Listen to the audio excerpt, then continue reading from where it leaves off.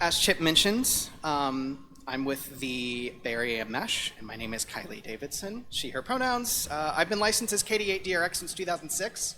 I actually got licensed here at Hamvention. I'm from Dayton, but I left quite some time ago to go over to California. And I'm not really going to talk too much about myself today for this. I'm mostly going to talk about the mesh. I didn't invent the transistor. I didn't invent Wi-Fi. I did hack Wi-Fi, and we'll talk a little bit about that, but I'm just not that interesting. So how do we get here? Let's travel back in time to about 2017. And if you know anything about California, you know that California wants to kill all of us, constantly, all the time. If it's an earthquake, it could be a wildfire, it could be absurd droughts, it could be even more absurd rainstorms that end that drought within a week. It's not a very friendly state. And so in 2017, we had what were, at that time, the worst wildfires in the history of the state. Over 1.5 million acres were burned, 10,000 buildings destroyed. And perhaps most interesting about the 2017 wildfires was it was really the first time that we saw wildfires taking out not just forest areas and small little mountain villages, but going into actual cities and built up places like the city of Santa Rosa and Coffee Park. And when you have a disaster of that scale that's moving that quickly, what you quickly find out is that your communications infrastructure is just going to fall apart. There are many, many, many instances of cell phone sites, for example, falling off of the grid, not because they had run out of power, but because the fiber optic lines had melted. And so suddenly people had zero ability to even get warnings that they needed to flee before the fire overtook them. And that led to many of the injuries that we saw, and it led to many of the deaths that we saw as well. So, you know, a little context of that, at the time I lived in downtown San Francisco, and it was 10 o'clock at night on a Sunday, and I remember thinking to myself, who's burning a campfire? Like, it has that nice wood pine scent, and it was literally the entire north of Marin burning, and we could smell it all the way south. It was that big. And so, after this event happened, some of us living in the San Francisco area, specifically Greg, W2GMD, myself, and another fellow by the name of Isaac in 6BF, who was going to speaking today, but he couldn't make it, so you get me instead, had this realization that in disasters of this scale, our existing toolbox that we generally offer to emergency services as hands, they didn't work. They weren't adequate enough. Sometimes what you need is an HT, and you need persons to just relay messages one at a time using voice over the air. Maybe you speed that up a little bit and you start using packet technology so you can send text messages at 1,200 baud per second, right? But in a scenario like this, and in the modern world, that's nothing that public safety doesn't have already, particularly in a state like California, where we have the best developed emergency response infrastructure in the US, because we have to. And so when we as hams would go to emergency services and say, hey, can we help? They kind of go, maybe, but not really, because you don't offer anything that we don't have already, even in situations like this. And so what we realized was that with this inadequate toolbox, and then a nearly inadequate toolbox, we needed a better solution. And that solution was mesh. We took Wi-Fi and we hacked it.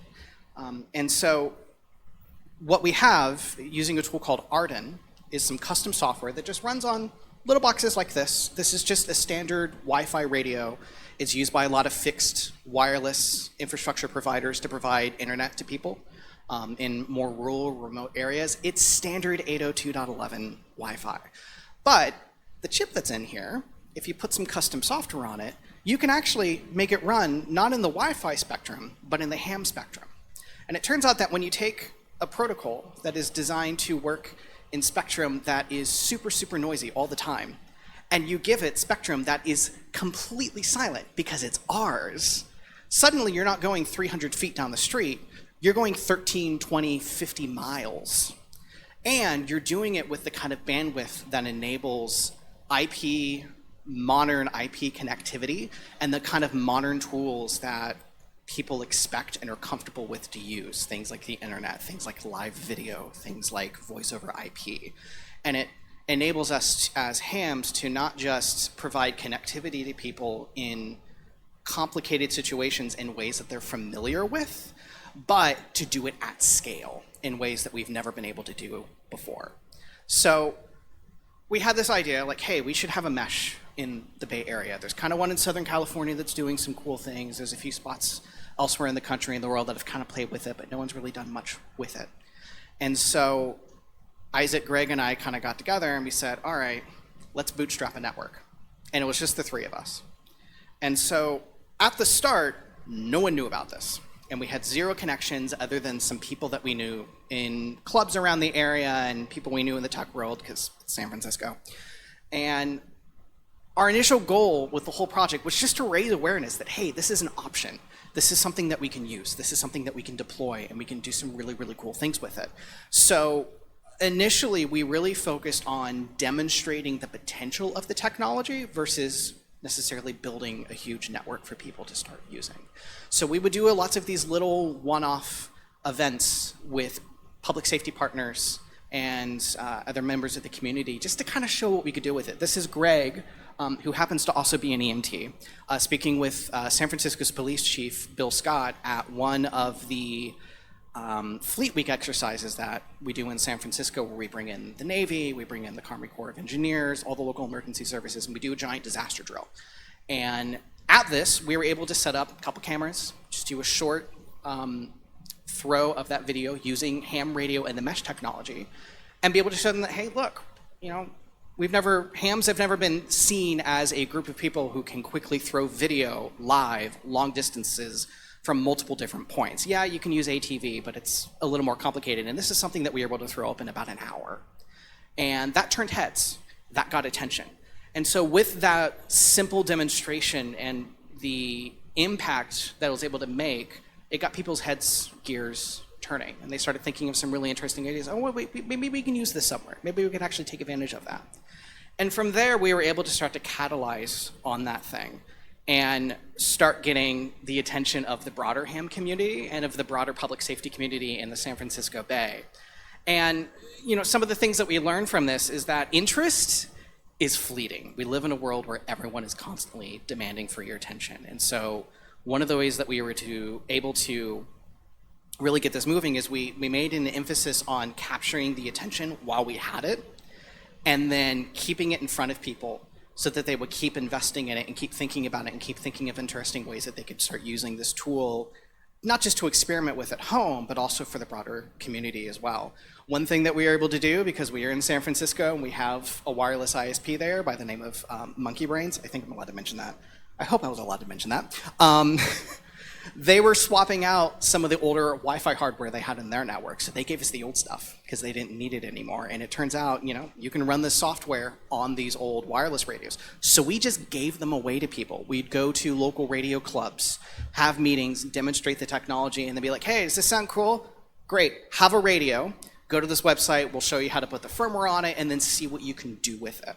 And stuff like that kind of kept it on people's minds, and then little opportunities started popping up. Like, hey, I know a guy who knows the head of this building or the owner of this building, and you know, I could probably get you on the roof and you could put a radio up there and reach a lot more people that way. Or, hey, I know this guy who knows the director of this hospital, maybe you should go talk to them and see if you can put a note on there. And we made it an emphasis on finding those opportunities and moving on them very, very quickly. We had a small group of people, me and Isaac mostly, who we would find out one of those opportunities and we would be there the next day putting things on roofs because we wanted to be able to grab that opportunity while it was open before people forgot that we existed. We also made a strong effort to eliminate guesswork for people and meet people where they were with the information to get onto the mesh and take advantage of it. So there weren't any club meetings that you had to go to. There weren't any cryptic guides you had to download over FTP or anything fun like that. There was an easy website that people can go to learn about the mesh. We started using tools like Slack and Discord to communicate with people ad hoc at the moment that they had questions to kind of help them work on whatever problem they were trying to solve as they were solving it, and enable hams to have a community outside of just a club meeting every month or without having to go and tie up a repeater somewhere. And it was towards the start of COVID, so Zoom became a big thing, and we made heavy use of that as well to kind of connect people and answer questions and enable the experimentation that we really wanted to see with the mesh.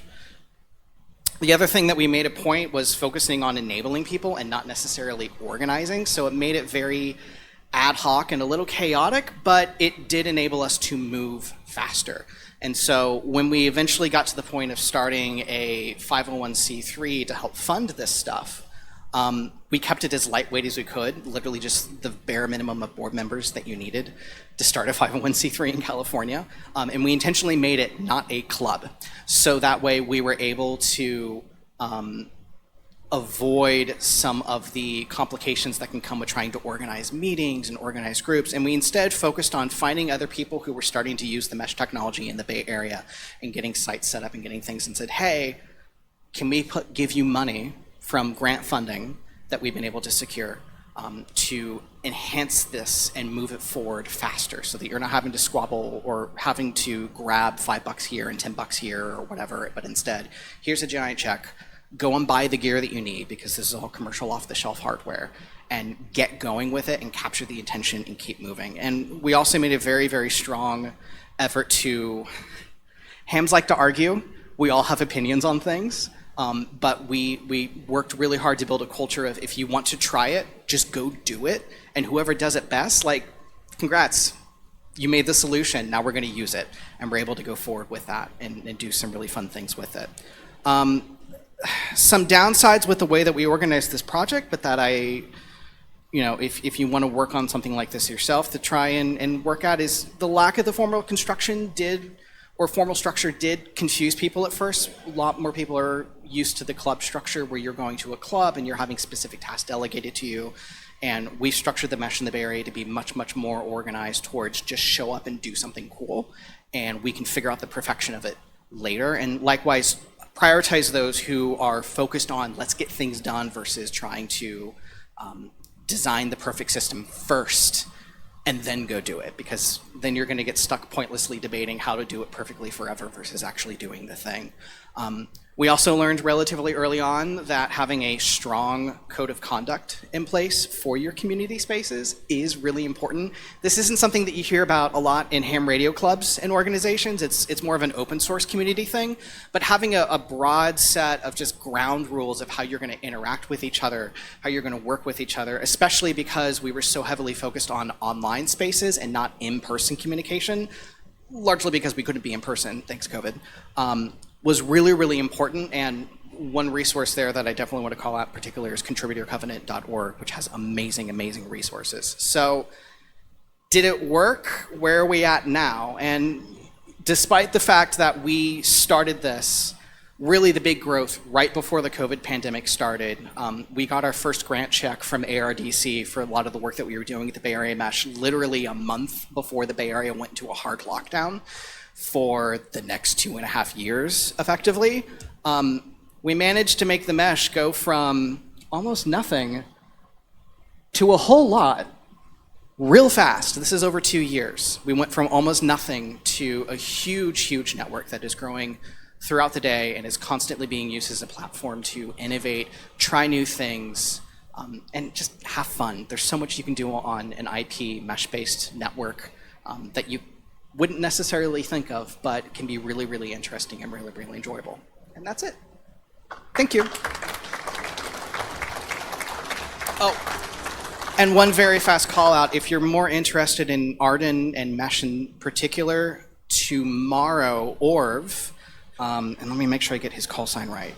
So Orv, W6BI, tomorrow in room 4 at 4 p.m. is doing a whole session on the technology and the details and how it works and how you can get your own mesh node going as well. Thank you.